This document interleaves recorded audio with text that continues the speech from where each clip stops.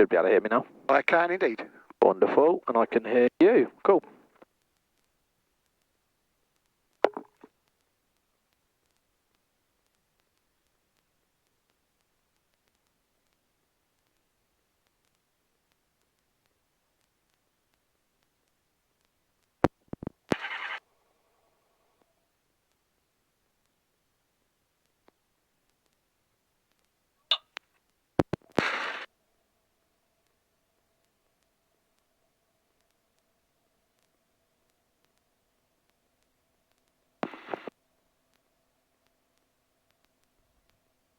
Perfect, you should be able to hear me just fine now. Yeah, can do. Because it's the first start of the day, the engine will have to be running a little while, start getting warmed up sort of thing. Yep.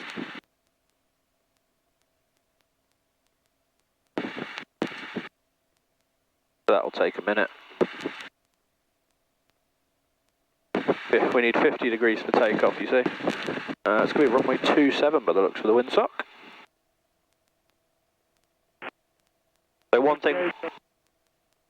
thing with the doors open, obviously keep any phone or anything out of the airflow.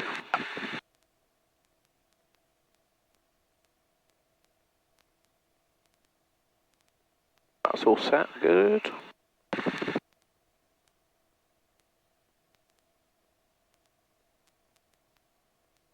Right, we'll do a little hello to YouTube. This is 14th of August. We're going to Duxford. I'm with Alan.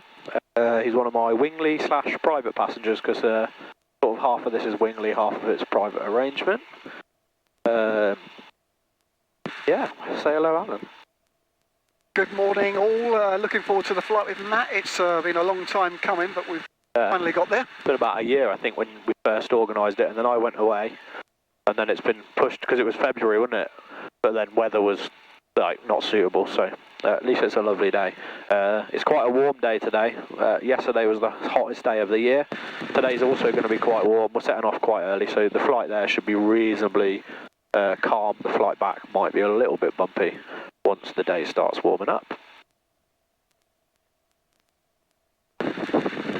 Alright, now we're just waiting for 50 degrees so I can do my pre-takeoff checks.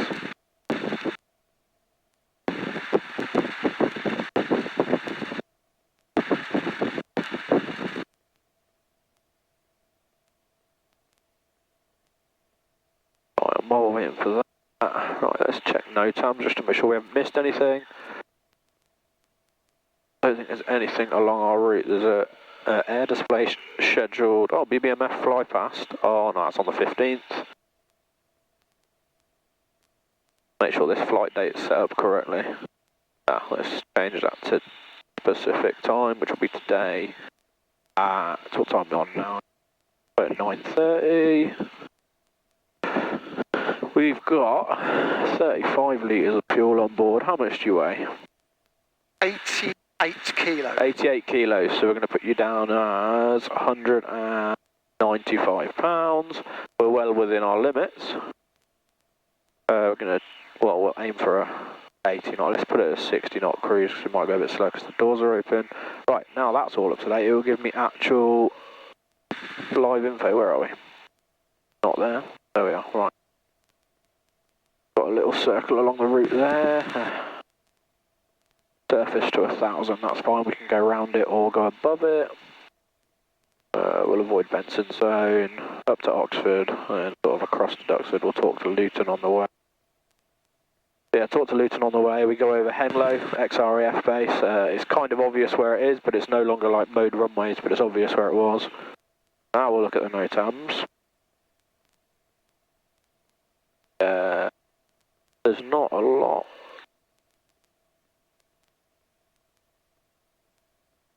Not a lot relevant to us. Any warnings? Yep, Benson Mats, which it thinks we're going to cross, but we'll just chip around that, or below or above it, and then Duxford, obviously, because that's where we're going.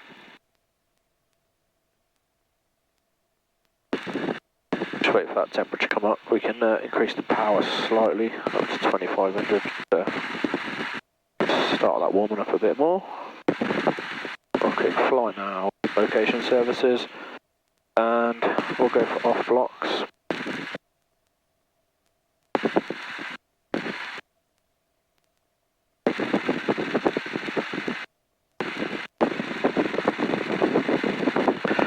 And while I'm here, let's see if we can get the noise reduction a bit better.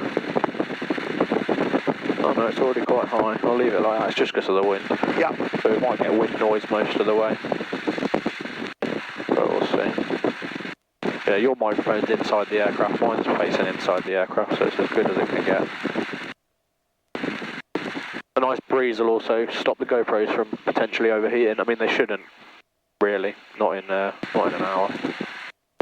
That's why I run them off. That's why there's an external battery plugged into them, so they're not using their internal battery. They don't get quite as hot.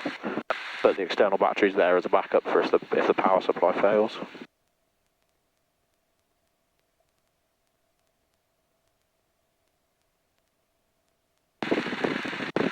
Right, let's do a power check, shall we?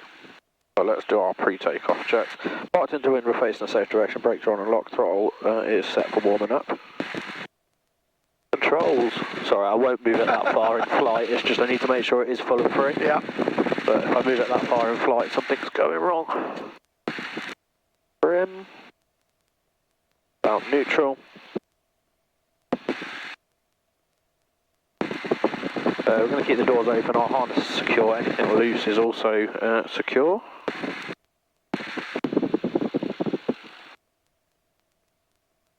Right, I'm going to shut down quickly. Sorry, one sec.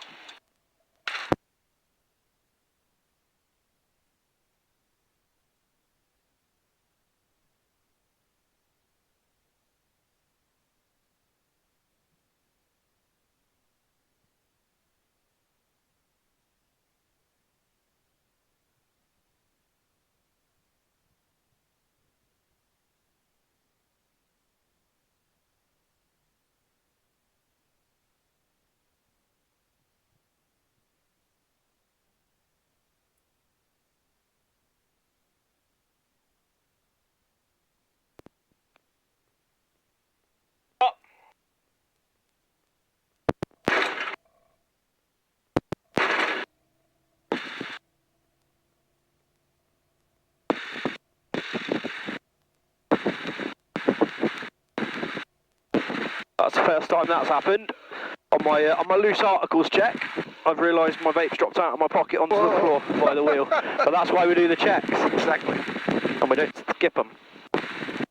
It must have dropped out while I was getting into the aircraft, but that's good. That's why we do the checks. Right, back to where we were at. We've done the controls check. Engine's still warming up. Engine's actually warm enough now for a power check. Instruments, we're going to go left to right. So zeros, that's set to QNH. That's working fine. That's working fine. Slipping balls in the middle. Radios are all set. Transponder's set. Voltage is in the green. CHT's in the green. Oil temperature is above 50, so we're good for takeoff. Oil pressure is in the green. Fuel pump can come on.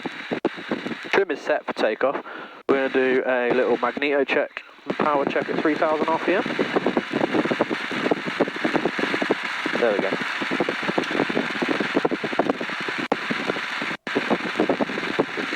Okay, that's all good. I'm going to do a little idle check to make sure she idles okay, and she does. Okay, nice. Right, well that is that engine check done.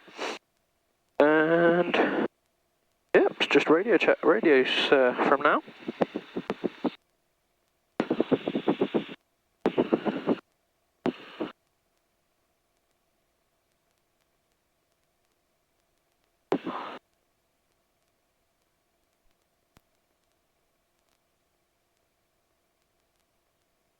Check my Bluetooth connected. It's not yet.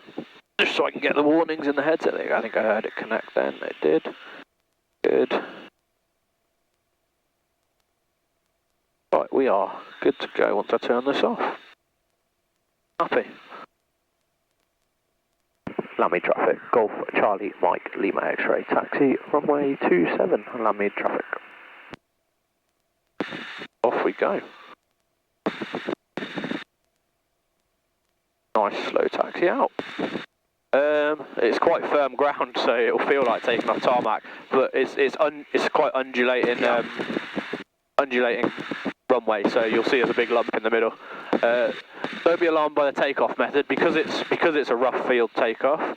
The aim is to get the nose wheel off the ground as soon as possible because that's the most fragile part of the gear, and then I just hold it off the ground until we get airborne. So there's no real set speed for getting airborne. It's when the aircraft's ready to fly. Yep. And then it will be, I'll release my pressure slightly on the control stick, which will let my nose like sort of start to lower. Level out, yeah. Level out, so that we can increase speed to climb speed, and then we'll climb away. So it's a multi-stage takeoff procedure, really.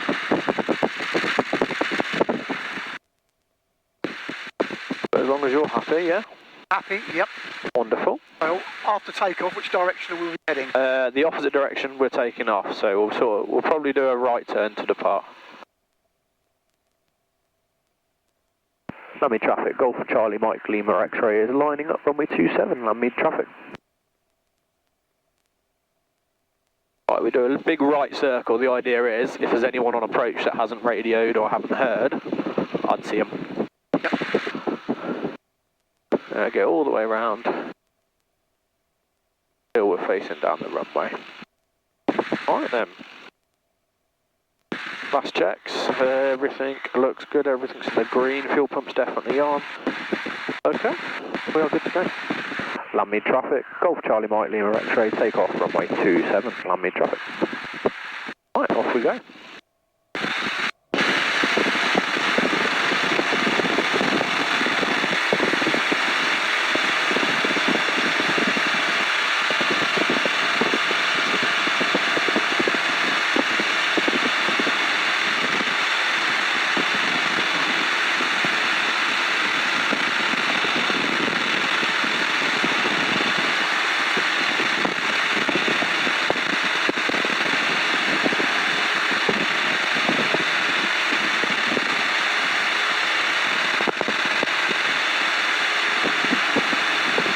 We'll see how the noise is once we level off, and we'll possibly shut the windows. We've got little air vents at the front, it won't get particularly hot. Yep. This is proper flying. This is stick and rudder flying. There's no automation. The automation's in here.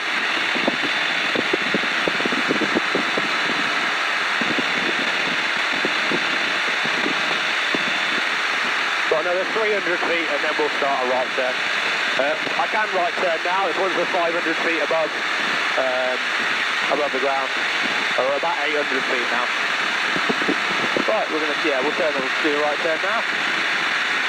Continuing the climb. Landmead traffic, Golf Charlie Mike Lima X-ray is departing from the north, Landmead traffic.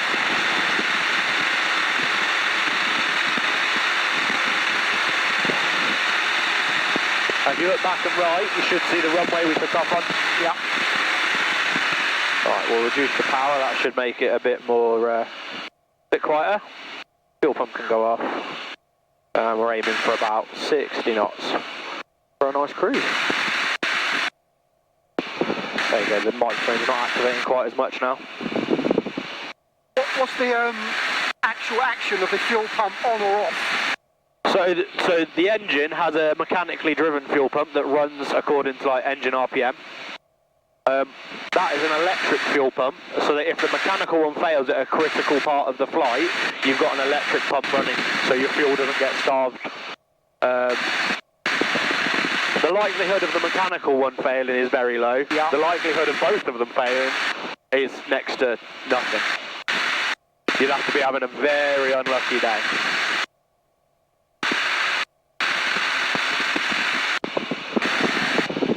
My rise is just under the left wing. If you look just under the left wing, you'll see the hangers.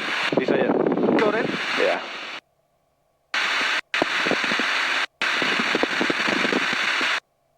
And what I'm doing now is I'm getting a trim for the speed, and then I adjust the power to stop climb or descent. And we can go doors open up to 78 knots. So I try and keep it below 70, so I've got a little buffer there for any gusts or anything that happens. I'm quite pleased it's windows open and not doors open, Matt. Yeah, yeah. But you can actually, the doors can be removed quite easily and you can literally fly completely sideless. Because the doors don't offer you any restraint into the aircraft. That's why you're in a 3-point harness. sorry, a 4-point harness. The doors are there purely for airflow. Bit of comfort. Yeah.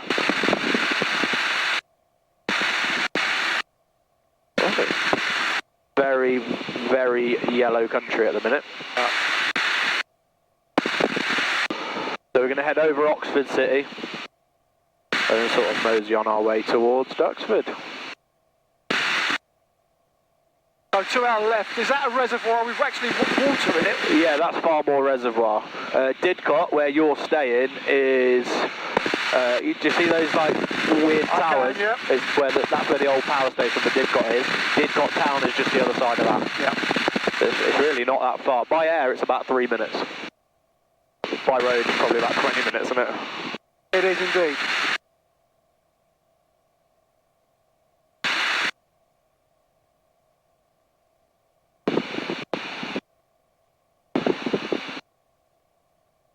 The helicopters we saw on the ground, Yeah. obviously, are they ex-military or...? Yeah, so they're all ex-military, they're Gazelles. It's a Gazelle historic display team, I believe, that live there. They do fly now and then. I think they do experience flights. I think it's about £600 an hour. So helicopters tend to be quite expensive. There's a lot of maintenance involved in helicopters. A lot more moving parts and things. Oh, let's see if we can get a service off Bryce radar 124280.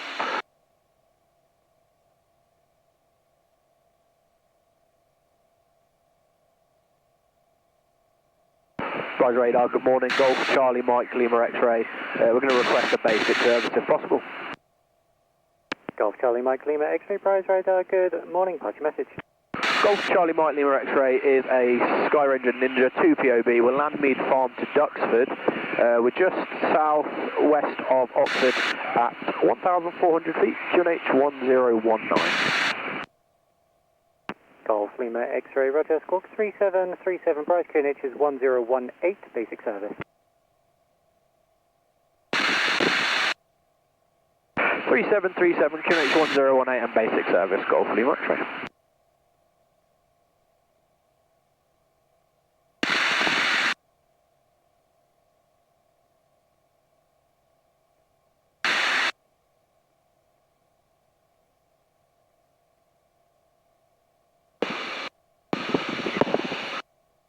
Bright Zone Golf Lima X-ray. We might clip the northern, very most northern corner of the Benson stub. So that RAF Benson? Yeah. Golf Lima X-ray, that's copied. Is that where you're based, Matt? No, so I'm based at Bryce. Okay. But Bryce's runway is currently being resurfaced.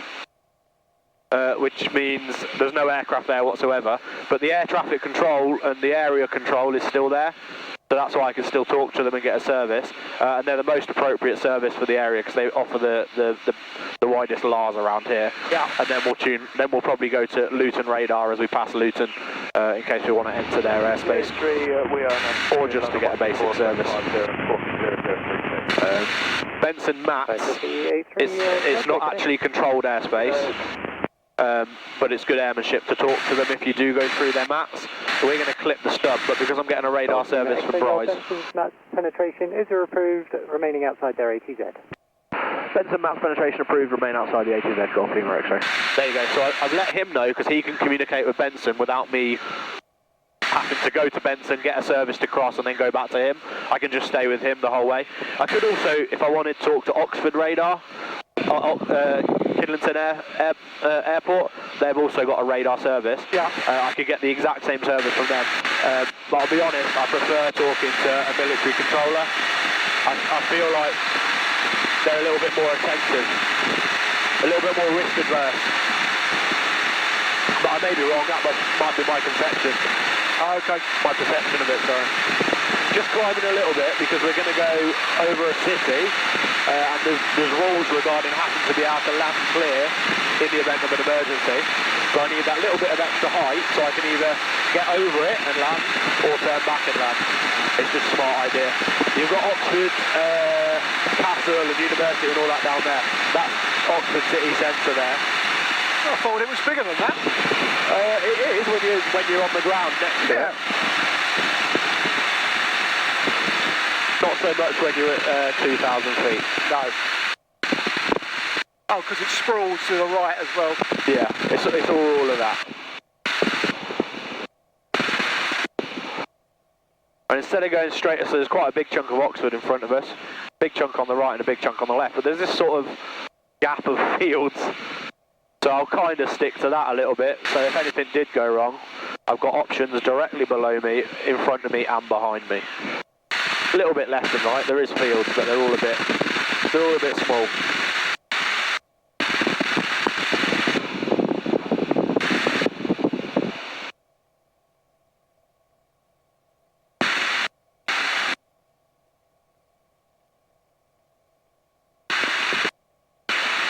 Aware there's actually a Duxford in Oxfordshire and a Duxford in Cambridgeshire. Oh, is it really? Yeah. It's just the Cambridgeshire one's an airport? Yeah. Oh, I didn't know that. Right, we're going to go Luton radar next, which would be not on here yet. Because at some point we'll just be too far away from Bryce and they'll want us to either just tune en route or they'll give us someone to tune. Should be able to hold this down there. There we go, and we can get Luton radar 129550 in the box, ready for the next switch. 129550, lovely. And we've got to make sure we're above 1,000 feet above the ground as we go over the drone flying area. They shouldn't be anywhere near this height, to be fair, so.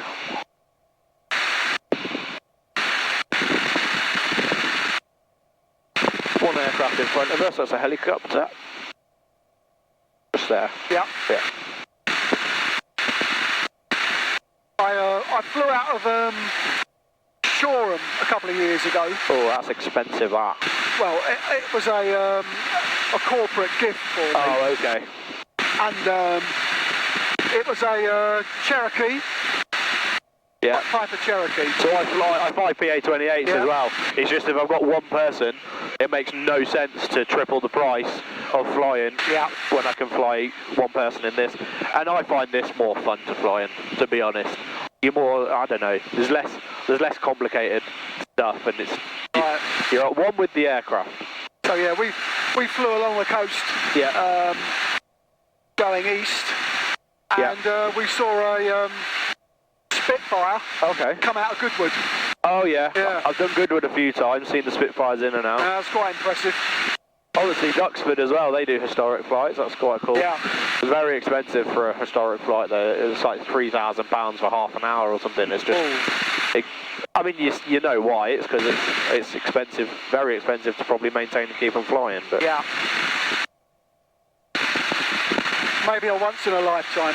Yeah. So you see the terrain coming up in front of us. What I want to do is maintain at least 1,000 foot terrain clearance. I can maintain, as long as I legally maintain 500 feet clear of people, obstacles, vessels or structures, I can go down to 500 feet above the ground. But that also comes with risks. So if you have an engine failure, you've not got a lot to play with. Altitude is time.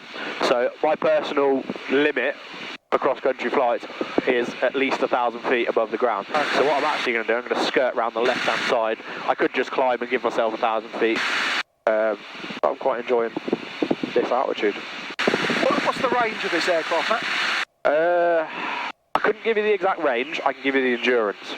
So you plan on, it's 10 litres an hour if you're economical with the engine, you've got 60 litres of fuel. Technically that's 6 hours, but you've got to account for reserves and diversion fuel. So I account for my fuel as 15 litres an hour. As a buffer. To build in that reserve fuel. So the furthest I would take this aircraft ever is 4 hours at 80 knots. So 4 times 80, whatever that. So 360 nautical miles. But to be honest, 4 hours of hand flying this, it's not hard, but the concentration level for 4 hours, and there's no automation. I mean, I can let go now because I'm quite well in trim, but it's still a lot of mental endurance to do 4 hours in this. I like to limit myself to sort of 2.5 at most per leg. Yeah, you're enjoying it in that time, Yeah, and after that, yeah. it probably becomes a bit of a chore. After that, I just want to land, and that's not what you want to be feeling when you're in control of an aircraft.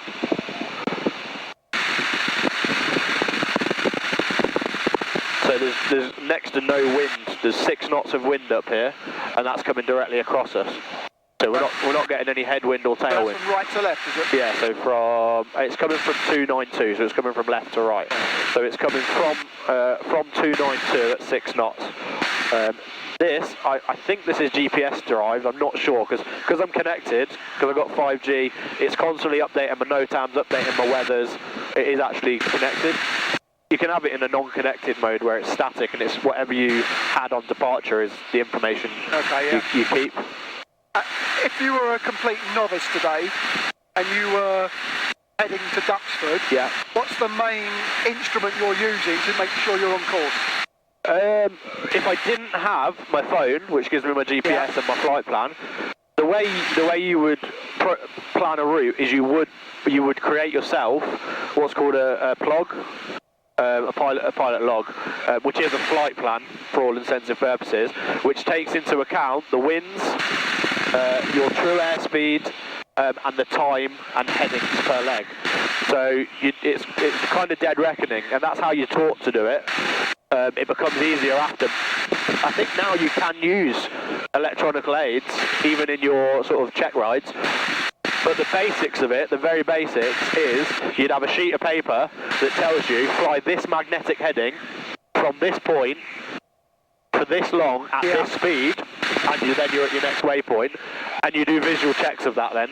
So for instance, that first leg to Oxford, I would have flown, this creates a plug for me as well. So I would have flown, that leg was magnetic track of 040, so I would have departed, I would have turned back so I'm over my initial waypoint, so over Landmead, I would have a big left turn, and then I would have started the clock and the heading, and at the time that I should be there, I would be visually checking. Obviously Oxford, I would notice that I'm either over it or not. And if I'm not over it, or I'm late or I'm early, I can make en route adjustments for that. Okay. So if I notice I'm 1 mile right, I'd have to look it up because I haven't got it in my memory right now. There is corrections for distances and times you're off that you would make. So certain heading adjustments and time adjustments for that.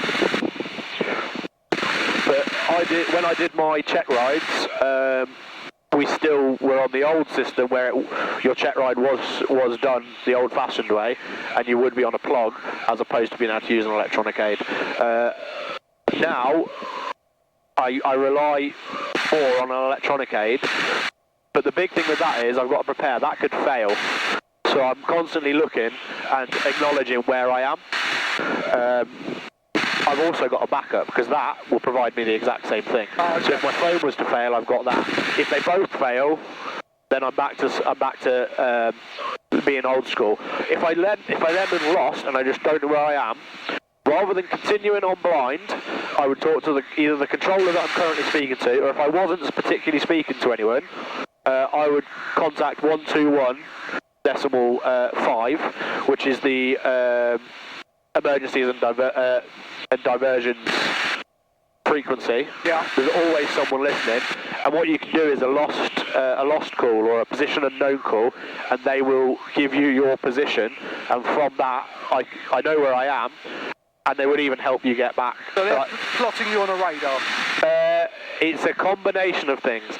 If I've got a transponder, that's the best way they'll find me, but it's plotted me on a radar, but it also uses triangulation with radio. Oh, so when I transmit, it triangulates where I am, and then they could go on a radar and look, where am I, where's my transponder? If I didn't, some aircraft don't even have a transponder. I've got a transponder with mode Charlie, which means it's telling the controller on his screen right now that 3737 is what I'm squawking. It's also transmitting my altitude and my call sign. A step down from that, a basic transponder would only be transmitting my my transponder code, and that's how they'd identify me. Right. Without a transponder, the only way they can identify you is through a primary radar blip, basically. You tell them where you are, and they look in that area for a radar contact. And then, I don't know, on their system, maybe they can tag that radar contact as me, but it wouldn't be showing anything to them, information-wise, other than there's an aircraft there. Sorry, just avoid that. There's a circle that's 1,000 feet, another circle that's 500 feet, and then a tiny circle, which is probably that down there. It's gas venting, so avoid flying over it basically.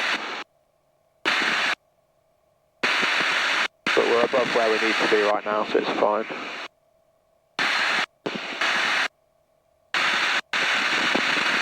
Rise radar, Golf Charlie Mike Lima X-ray. We're going to be going to Luton next whenever you're wanting to get rid of us. You can give them a call now if you desire. And squawk conspiracy, free call Luton 129.550. Bye bye. Squawk conspiracy, free call Luton 129.550. Golf Lima X-ray. Bye. Right, so conspiracy just means 7,000. That's the default squawk for VFR flying, which is what we're doing. And now I'm tuning to Luton, and then I go through the same procedure with them. What I can do with Luton though is if I'm not entering their airspace, I can they'll have a listening squawk that I squawk, and it shows up on their radar and tells them I'm on frequency. Should they desire to talk to me? What height is that? That's at 3.5. That's at 3.5. That's at 3.5. Yeah, so we're not going to go actually into their airspace. We're going to be below their airspace the whole time. Okay. Right, we're past the gas venting. Yeah, is that on our right? Yeah. Obviously that's a safety thing. They don't want us flying over somewhere that's chucking random gas into the air and either disrupting the aircraft's engine or just rocking us about. I can rock us about enough without help. So, for Luton airspace... Yeah, I'm just going to close the window just for sound. Feel free to close yours if you want. We've still got a vent at the front. There you go, got quiet instantly. So push that all the way down, push that all the way forward, that's the one. And what we actually do here is increase the aircraft performance does increase a little bit because now we're a bit more streamlined, but it's negligible. Right, go for it. What were you going to say? When you say we're flying below Luton airspace, is there airspace not from the ground? No, so the way it works is a reverse pyramid, imagine, in steps. The further out from the airport, the higher it starts and higher it ends. Whereas at the actual airport, it is 0 to something. Right, I'm just going to contact them, see if they give me a basic service. Luton radar, good morning, Golf Charlie Mike Lima X-ray. For a basic service, if possible.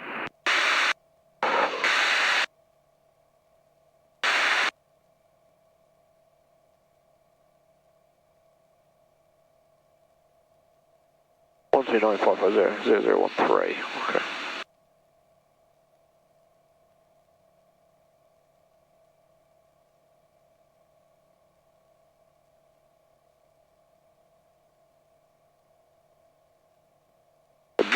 Might be we're either a little bit far out. X-ray, radar, 4670, basic service. Squawk 46, is it 4670, sorry? A firm. Squawk 4670, basic service, QNH, was it 1018? Thanks. There we go, that was easy. I didn't even have to pass my message. Usually they'll ask me to pass. X-ray, identify and pass the message. Ah, there we go.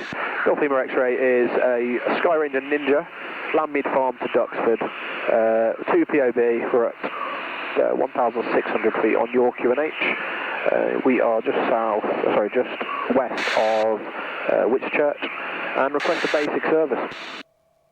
Golf Lima X-ray, what's the basic service? Basic service, Golf Lima X-ray. There we go, cool. So So all of those details I'm passing is so she knows what I'm doing, where I'm going, how many's on board, should anything happen. A basic service is just that. It is that they're acknowledging where I am.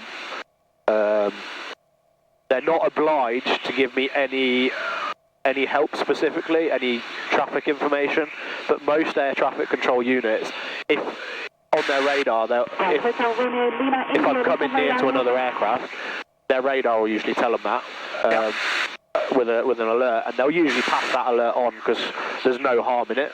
But they've got no responsibility for me at the minute. But I like to be talking to a radar service. Should anything go wrong, I'm already talking to somebody who can help me. It's good airmanship. Legally, right now, I could talk to absolutely no one because we're in uncontrolled airspace and we're not going into controlled airspace. But there's no harm in being acknowledged with someone already. No, it makes perfect sense to me. Luton radar, good morning. Helicopter Golf Sierra India Romeo Delta requesting zone transit. And then once we leave Luton's area here, I'll probably tune Duxford and beg for a landing. Because they weren't open, we've left a message. Golf Sierra India It is Romeo PPR Delta. only, so they are within their rights to say no, go away. But I've never had that issue. Would be counterproductive to them, wouldn't it, really? Because Booking 4671, QNH 1018. They're happy to have visitors, unless there was some big reason they couldn't accept me. I didn't realise they didn't open their tower until 10 o'clock. Or else I would have rung yesterday. Aircraft off the right. That's probably out of Luton, to be honest. Where is Luton? So Luton Airport is forward and right. You can't see it right now, but that's probably inbound to Luton. Number 1, runway 25, the range is 35 miles, information uniform. Uniform on board, rest is copied, thank you very much. Luton, good morning, helicopter Golf Kilo Whiskey Papa Whiskey. But it's quite a comfortable flight, I think, in this. Kilo Whiskey Papa Whiskey, Luton radar, squawk 4672, how much do we currently weigh? I don't think we currently weigh a lot. 602. Oh, that's a plug. That's an example of a plug. So it has created a plug for me. So I'd be Landmead Farm 040 for 6 minutes. Yep. At 73 knots. Identified basic service, pass the message. 73 knots. Basic service, True airspeed. Golf Sierra India Romeo Delta, Robertson R44. Because that's taken into account the wind of Elstree up to Blackpool. So like the route we've deviated a little bit from the flight plan, airfield, but our ETA should be 10:20. But that's updating as we go. That's highlighted because I'm on that leg. But it also does gives me all the frequencies I could possibly need along route, which is quite helpful. I don't think it gives me a weight and balance summary there, which is fine. What's the capabilities of this aircraft as far as weather's concerned? It is VFR flight only. So, radar. depending what airspace you're in, the rules differ. But generally, it's as long as you can see a safe distance. There is specific figures, but I'd have to look them up for individual airspaces. But it's basically you have to be in sight of the ground, because VFR is visual flight rules, so you have to be able to see everything, including aircraft, including the ground, including a certain amount of distance in front of you, depending on your speed as well. Yeah. So there's no night flying. Because this aircraft doesn't actually have any lights, doesn't need it. Let's turn it down a little bit. Because it's a microlight, it falls under light sport aircraft rules as opposed to CAA licensed aircraft rules. And this aircraft can go up to 600 kilos gross weight, which I don't think you can hit 600 kilos because the seat limit is 120 each, and you only carry 60 litres, which is 60 kilos of fuel. So what's that? That's 4672. Sorry, I just thought she said Michael. So that's what 240. That's 280 kilos is the max you're going to put in this aircraft, and baggage. I guess you could top it off with baggage, and the aircraft itself on its own only weighs about 290. So those two figures added together, you've still got 20, 30 kilos of baggage. Which if you're going somewhere, your tent goes under your leg, and you just fit it wherever you can fit it. Luton, good morning, Golf Sierra, Uniform Echo Victor. A lot of microlights are the lower limit of like 490 something. Uniform Echo Victor. But this aircraft, they have to get tested, and this was tested. It's able to do 600 kilos. I don't think it required any modification either. There's a way to modify the lighter categories. Most of them, there's a way to modify something to increase the weight capacity. It's usually the gear. Right. But the weight capacity is worked off the weakest point.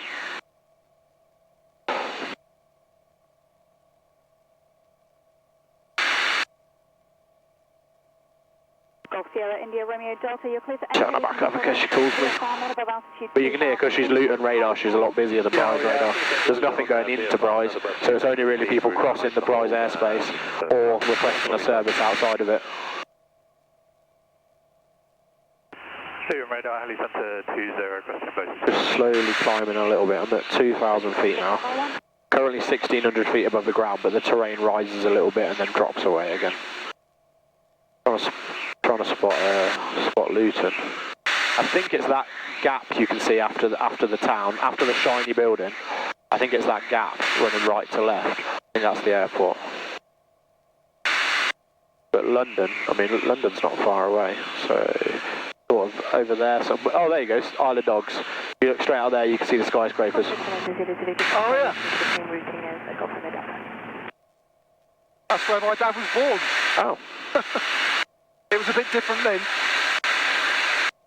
I don't know if she just called me. Oh no. Duxford Germany 784, descend to altitude 3,000 feet, heading 165. Heading 165, about 3,000 feet, Duxford Germany 784. So we've sped up to about 80 knots, so I've trimmed down a little bit for the speed, and then I managed the climb and descent using sort of the power. But I don't try and chase every foot. I don't try, because then I'd be constantly over-controlling, and that becomes a lot more intense. One thing I do have to manage, because it's a high-wing aircraft, it's quite rudder-reliant. So I'm having to lean on the right pedal just about the whole time. That counteracts the engine turning to keep us straight. So is that because of the wind? No, that's just the engine. So obviously the propeller's spinning. Gotcha, yeah. It slowly tries to turn you. And the more power, so on takeoff I was using a lot more rudder. The more power you've got, the more rudder you need to counteract that power.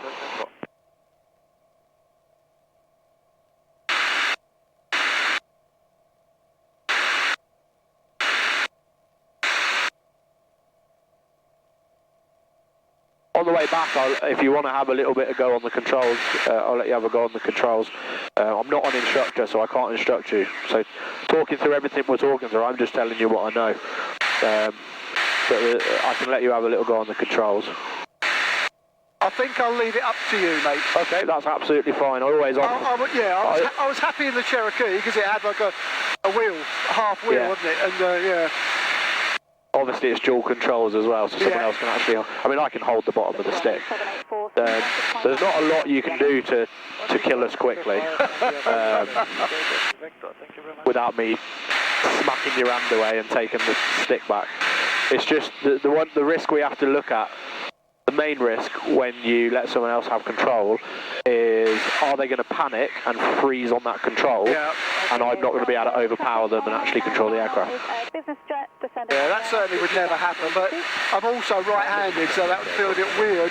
See, I can fly ambidextrously, which is quite good because I want to do my instructor course next year. That way I can start actually providing lessons like properly and get paid for it. Earn some money, yeah. I do help out with some experience flights with V1 flight, as on my hat, but it's very specific what you can do with the CAA. You can only do experience flights that land at the same airport you took off from, and there's no control involvement, no instructional flight. Because it's basically what we're doing now. Yeah. It's basically the same flight as we're doing now, but it helps me increase my experience at the same time. Thank you. Report your altitude. We are 1400 feet, 101. Do you fly for the RAF? No, I'm not a pilot in the RAF. I have to, when I tell people I'm in the RAF, especially if we're flying, I'm like, but I'm not a pilot, I do this as a hobby. I'm actually, I'm a mover. What that involves is load preparation, paperwork preparation and loading of aircraft. It's all the stuff before it gets on the aircraft. Well, that's a coincidence, because my dad was a loadmaster on the Dakotas. Okay, for the yeah. RAF. So I don't know if movers existed back then. But we're not loadmasters. Loadmasters are aircrew. Well, he was just responsible for obviously the weight distribution of the aircraft, because they were dropping supplies to the troops on the front line. The main difference between me and the loadmaster is he's responsible for everything once it gets on the aircraft. We also do the weight and balance of the aircraft in the planning phase, because we have to make sure we're going to load the aircraft correctly. But they have the final say. What do you do for a living? I haven't asked yet. I've just retired. Oh, what did you do for a living then? Well, our company many years ago began just supplying office supplies, but in the last sort of 10 years we diversified to basically anything a business wanted, we would do it. So that would range from selling your paperclip to analysing your water for Legionnaires, and the whole thing basically. For quite a bit then. Yeah, so I was responsible for a team of about 4. We used to babysit the sales force and try and expedite new business, really, so that was the role. But nice. Right, what I'm going to do, just because we're a little bit out, Duxford information 122080. I'm going to get rid of Luton and get us permission to go to Duxford. Helicopter 20, Luton radar 4675, QNH 1018. Sorry, please say again, Helicopter 20. When I can get in. 4675, QNH 1018. But Luton's there is where I thought it was. It's literally off the right wing. It runs left to right the runway, with the terminal this side of the runway.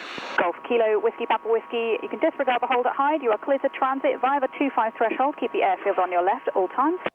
clear to transit via the 25 threshold, keeping the airfield on my left at all times. Golf Kilo Whiskey Papa Whiskey. Luton radar, Golf Charlie Mike Lima X-ray. We're looking to switch to Duxford. Golf Charlie Mike Lima X-ray, frequency change approved, Squawk Conspicuity, my service terminates. Squawk Conspicuity, your service terminates, and frequency change approved, Golf Lima X-ray, bye. So Conspicuity, change to Duxford. Right, we might be a little bit far out, but we're only, what are we, 15 minutes out? Duxford information, good morning, Golf Charlie Mike Lima X-ray, we're 15 minutes out. To the west, we're just about north of Luton. Request the airfield information if possible. Golf Charlie Mike Lima X-ray, Duxford information, good morning, runway 24, left-hand circuit, QFE 1013. 24 left-hand, QFE 1013. Did you get my message on the answer machine? I believe we've kind of got a garbled message, but no problem, your PPR's fine. Thank you. Golf Oscar Victor Papa Mike Europa, now downwind, 424 hard. Garbled. Papa Mike, roger. A garbled message is better than no message, and he said we're PPR'd, so that's fine. Golf Echo Victor Duxford, where are you now? Have you passed Royston? Golf Echo Victor, just so what I've done here, position for downwind 124. Did you say 1013 or 1003?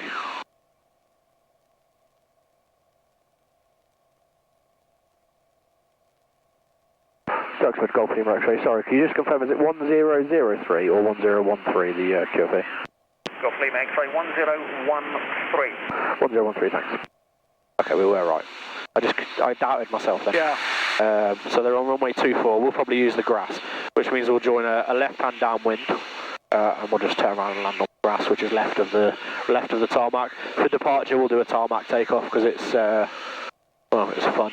There's a lot less ground friction. It's a flat runway. There's no need to pull the nose off the ground super early. You can just take off as you would normally, like rotate off a hard field.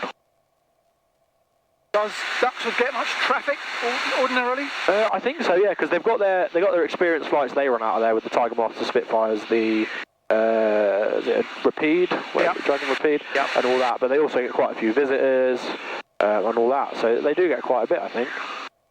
It's never been completely quiet when I've gone.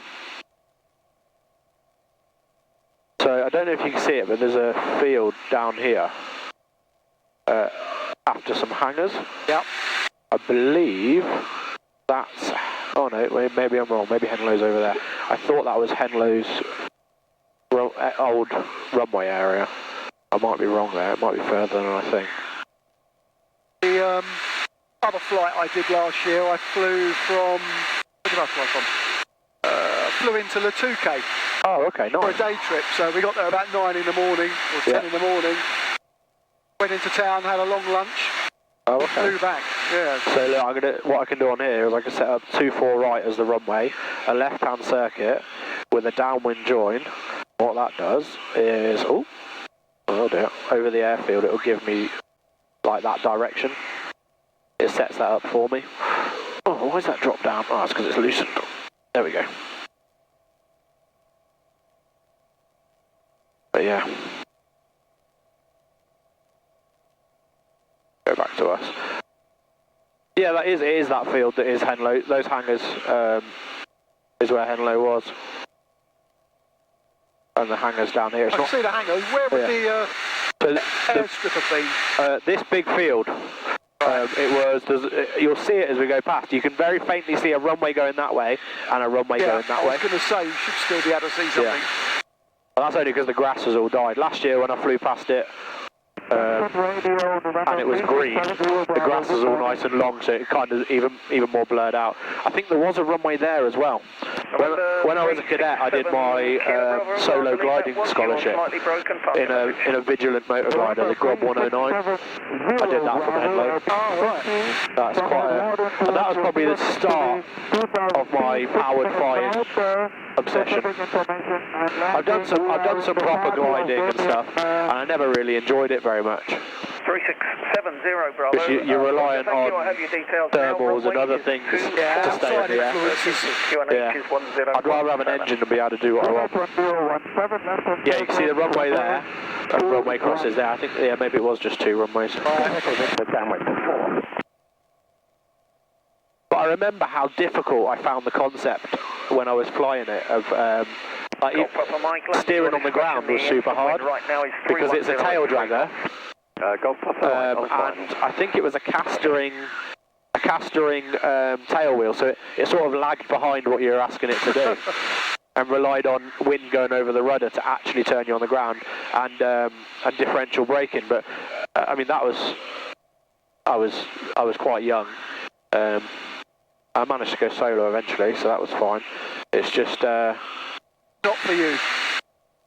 No, that would have been. I quite like that. It was powered flying, really. Oh. It was a motor glider. Oh, right. So big long wings, but with a less powerful engine on the front. But you cruised around at a slow speed. You could glide if you needed to. Yeah. There's a gliding club fairly near to where I live, South Down Gliding Club, and they get towed over the South Downs and then let go. Yeah. They're up there for hours. Oh yeah. That's the best way, aero tow, but you're just adding cost to it. If I'm going to pay about the same for an hour's actual flying, I prefer to do it in, like an aircraft. That has an engine, I can do what I want, and not rely on any outside factors. You can feel it starting to get a little bit bumpy. Just the day's now warming up, the heat's starting to generate. Obviously, that field's burned at some point. That might be one of the fires that has happened. Although it does look pretty neat. Looks like ploughing it. Oh, that's it. Maybe it's ploughing it. Wow, it really changes the colour. I suppose it does turf it upside down, doesn't it? So that's either a plough or a fire in front. Look. Yeah. We've actually had a few fires we've spotted from the air and had to call in just to make sure that they were being reported. Oh, right. It's so dry, isn't it? We've had such a dry summer. I can't wait to watch Clarkson's Farm next year because it's going to be worse than the last one, because the last one he had a dry summer. This has been even worse. Well, I saw a post on Instagram from him, I think it was the day before yesterday, and it was a... runway vacated, now cross Delta. It was a cross Delta taxi park. picture of the BBC weather app, and all of the sunshine and the degrees, and his comment was, Oh well, the harvest is already fucked. Let's just enjoy the summer. Oh, okay, fair enough. Copy, Yeah. Victor, runway 24 left. Luckily, he doesn't have to rely on his harvest to live. But it's highlighting the wider issue for farmers who that is their livelihood. Whereas he's obviously doing the show, so it probably balances out that he's okay. Well, he's still making money. Because a lot of people criticised it to begin with after like the first season as him just being like doing it as a hobby and not playing at farming, and not taking it seriously. But you can see he's developed and he is showing the sides of farming that you might not really know about and the struggles with it. It's just he happens to be comfortable because of his situation. The struggles with it don't. I think also kill it off for him. He has become passionate about it, whereas at first I think it was a bit of a hobby. Yeah. But maybe now, because he's he's obviously seeing the real issues. Yeah, it's a plough down there. Or it might be harvesting, I don't know. Do they harvest this time of year? I don't really. If there's anything to harvest. Well, it looks like it might still have stuff in the field. And the ground's not changing colour, so. Right, so let's just one last little check. Duxford's circuit. Left hand. At, what height's the circuit? 1,000 above the airfield, that's fine. So we're on QFE, which is pressure setting, so that the airfield reads 0. So this is above airfield. QNH, where we're on 1018, that's above sea level, which tells me the airfield it's 5 clicks, and each click's roughly 30 feet. So the airfield's roughly 150 feet above sea level. Some airports, controlled airports, generally just run off QNH. They don't go. So Bryce is all done on QNH. So the circuit height of Bryce is 1,300 feet of QNH. Bryce is 1,000. Bryce is 300 feet above sea level. So it's actually 1,000 feet QFE. It's the same. They're just using a different method to get that. To measure it, yep. Because the light aircraft circuit at Bryce is 1,300 feet above on QNH, and the heavy aircraft, so the big jets, they are at 1,800 feet. I think there's 500 feet separation there to keep big and small out the way of each other. Yeah. I've had it a few times when I've been doing circuits at Bryce where we've got wake turbulence separation and they've got priority over us because we're just VFR traffic. A lot of the time they're IFR and they have priority, so we'll end up orbiting because behind, for instance, a C-17, I've got to wait 5 minutes from the point it lands for the wake turbulence to dissipate for me to land. There's methods of getting around that by doing an slightly offset approach or coming in high, because wake turbulence moves back and down over time. So that there is the option you could come in. You could come in at 3 minutes, but adjust your approach and land long. Yeah. So you're not entering that turbulent air. But obviously, best way of avoiding it is time. I do remember many years ago because I used to go to Gatwick Airport quite a lot and do a little bit of plane spotting or watching, whatever you want to call it. And I used to listen in to the big jets coming in or on approach. And they always used to quote Vortex in their call sign in them days. And I always wondered what it was. Yeah, so and it's the vacuum they're leaving behind, is it basically? So basically the wingtips, from the wingtips, imagine a big swirl inwards, and they leave that behind. Yeah. So it's very disrupted air. And the heavier the aircraft, the more lift it's generating, and the more lift it's generating, the more wake turbulence it's generating. So we would leave next to no wake turbulence, whereas that's why they have in America. I don't know if they do it in the UK. Certain aircraft, after their call sign, it's heavy. They say heavy. Or super. So the A380, for instance, that's in the super class. So that it's telling their traffic how heavy they are. Yeah.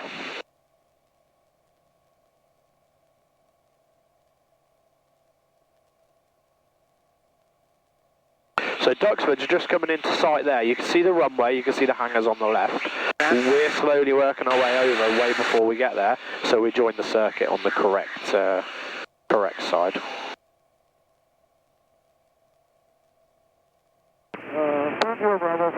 So we've got, that's my estimate to the threshold, 6 minutes 32. But that's because I've put an approach in. We've got 8.3 track miles is the estimate till I reach the threshold. I don't know if that takes into account the circuit or not, or if that is a direct line. But it is ticking down second at a time. Oh no, it's going up now, so yeah, maybe that is, I'm not sure. But that's based on my ground speed, which is GPS derived. I've got an airspeed of just shy of 7. Oh, hello. What is that? That looks like a warbird. Oh. Like, what is it? What is it an Avro Anson? Is it an Anson? Maybe, I can't really make it out if I'm honest, properly. All I know is I can see it, and that's the good thing about looking out. Duxford radio, the Foxtrot Alpha Zulu, Quebec. Foxtrot Alpha Zulu, Quebec, Duxford information. Good morning, runway 24, left-hand circuit, the QNH 1017. QNH 1017, the left-hand circuit and runway 24. What he's doing is jumping us in the circuit, and that's absolutely fine because he's faster than us. We're not very fast. I can push it, and I can go up to 110 knots in a cruise on this, but once you enter the yellow arc... So Lima X-ray, look out for another aircraft, the Pilatus joining from the west or the northwest.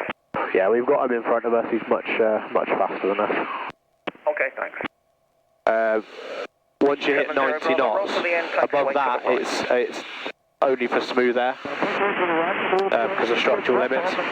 So I usually try and cruise around between 60 and 80, whatever I feel like on the day. Keep taxiing towards the tower. Then what it means is you can't do full control deflections in the yellow arc, which you might need if you're in turbulence. That's the western apron. I'm not sure if I said western. If I did, that's my mistake. Taxi straight ahead past the tower, park on the eastern apron. So you've got the hard runway, and you can't really see it from here, but we'll see it when we get closer because it's got numbers on it and white lines. But the grass runway's to the north, so to the left as we look at it, of the hard runway. He's steaming ahead of us.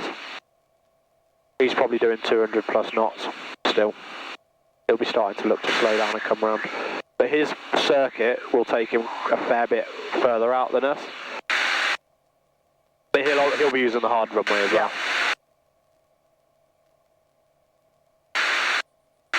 Right, we're going to put the fuel pump on for landing. We're going to do the landing checks. It is written down, my landing checks, but I learn them off by heart because they're checks I don't want to have to read. So instruments are all good. We're strapped in. You're still nice and secure. We know where we are, what we're doing. All the loose items are secure. Yeah, and that's it. Fuel pump's on. We've got sufficient fuel. We're down to about 22 litres. Which will be 20 litres at the least when we land. And which is this just past the control hour tower. and a half of flying. Park on the grass area. So we're good to get back. Okay, you see an Electra to your right, the twin to your right, just past the tower, park next to that.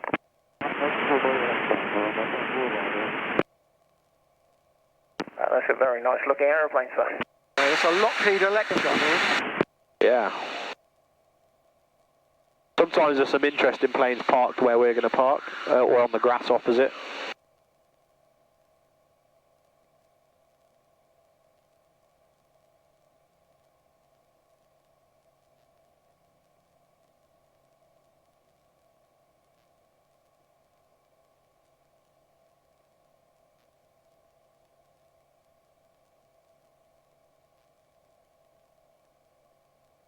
What's our altitude now, Matt? 1,000 feet above the ground, which is circuit height. So I've slowly worked us down. So we're 1,000 feet. We're at circuit height. We're just going to join on the downwind leg now. I've lost visual on that Pilatus, but that's because he's probably gone a bit further out. And he'll be lower now, so he's merged with the terrain. So now it's really just eyes out, make sure, because we're going to be in a circuit very shortly, just to make sure there's nothing conflicting. And it's see and avoid. Even if I'm on a downwind, if there's an aircraft that I'm in conflict with, it is my responsibility and my right to do what I need to do to avoid. Yep. Alpha Papa, Duxford information. But it's all quite organised. There's a circuit direction, there's a circuit height, so everyone should be uniform in their flight plan. Fox Quebec, left base, runway 24. Fox Quebec, roger, runway 24, left or right, as you wish, land at your discretion. The wind is 290 degrees at 3 knots. So are we going around and coming back? Yes, we'll land in opposite direction. 3 for Fox Quebec. Golf Lima X-ray joining the downwind entering the ATZ, and we're going to be using the grass. Golf Lima X-ray, roger, and just give me a call when you're actually in the downwind position, just to let me know you're there. Yeah, we're just beginning the early downwind leg now. It's going to be land, Golf Lima X-ray. Oh yeah, I believe I have you in sight, thanks. Report final, you've got one head, very short final. Yeah, roger. Golf Lima X-ray, report final. November 70 Bravo is ready to taxi to... We're quite small, so you might not think of it, and because we're white, and we're against a very light blue background, he probably didn't realise when I said that I was actually on downwind, but I am. I'm into the downwind portion now. And we don't need a circuit that's this big. My circuit could be half this big, but because this is the standard circuit, I'll conform to it because it's safer. And there's different levels of control, so you'll hear he's Duxford information, and that's what it is, it's information, and he controls the ground, but in the air, he's not in control, he's an advisory station. If it was a tower controller, which is the next level up, he is in control, he tells me what to do, and I need clearance to land, whereas this, you'll hear him when I'm on final, land at your discretion, because he doesn't clear me, he just gives me the information I need. Then it's up to you. But then it's all up to me. Yeah. And even then, even if I was on a towered airport, they clear me to land, that doesn't mean I'm going to definitely land. If I need to go around for any reason or anything like that, that's still my responsibility. Oscar Tango Kilo. Delta Echo Oscar Tango Kilo, Duxford information. Right, what we're actually going to do, because we're not going to need to go too far out, bring the power back, bring the trim back up, put the power back a little bit, and we're going to get the flaps fully out now, and we're going to look to fly somewhere between 50 and 55 knots for the approach. And 1017. Number 70 Bravo ready. Sorry, 70 Bravo, and you ready? You're ready. Just as a courtesy, we'll actually go around the town. X-ray, is that you just in the late downwind left? Hey, so just passing the town, we were going to turn around the back of it, Golf Lima X-ray. Jolly good, thanks very much. Break November 70 Bravo, runway 24 left. The instant wind now is north at 6 knots. Take off at your discretion. Okay, so now we're going to start slow descent as well. Thank you, Bobby. There's two ways of doing this. The general aviation way of doing it, if there's an PA-28, is to keep a little bit of power on and keep the general descent. Microlights, because we haven't got the weight to have the inertia, what you can do is stay higher and do an idle descent, so that with no power you're in.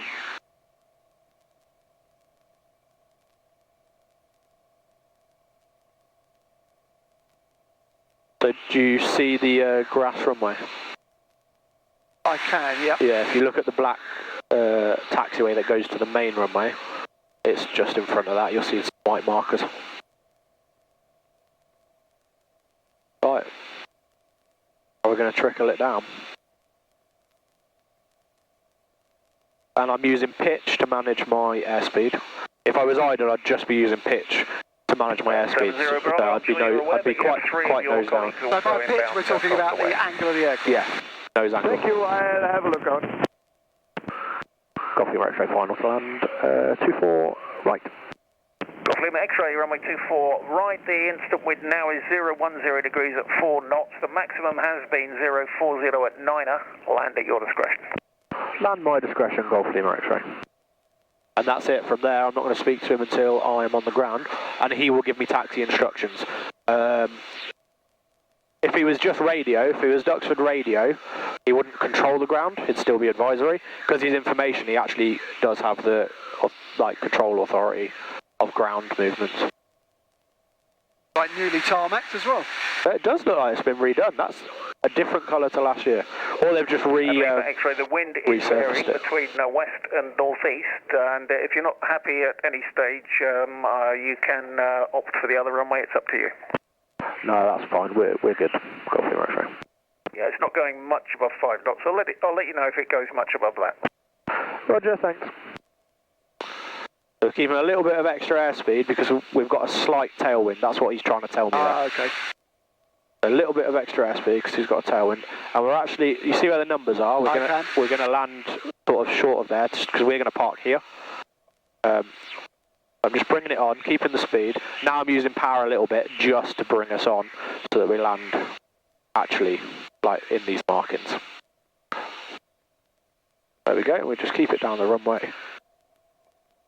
Get the tail wheel on, keep the nose off as long as possible. The nose was dropped even with me giving it full up deflection, and that's us landed.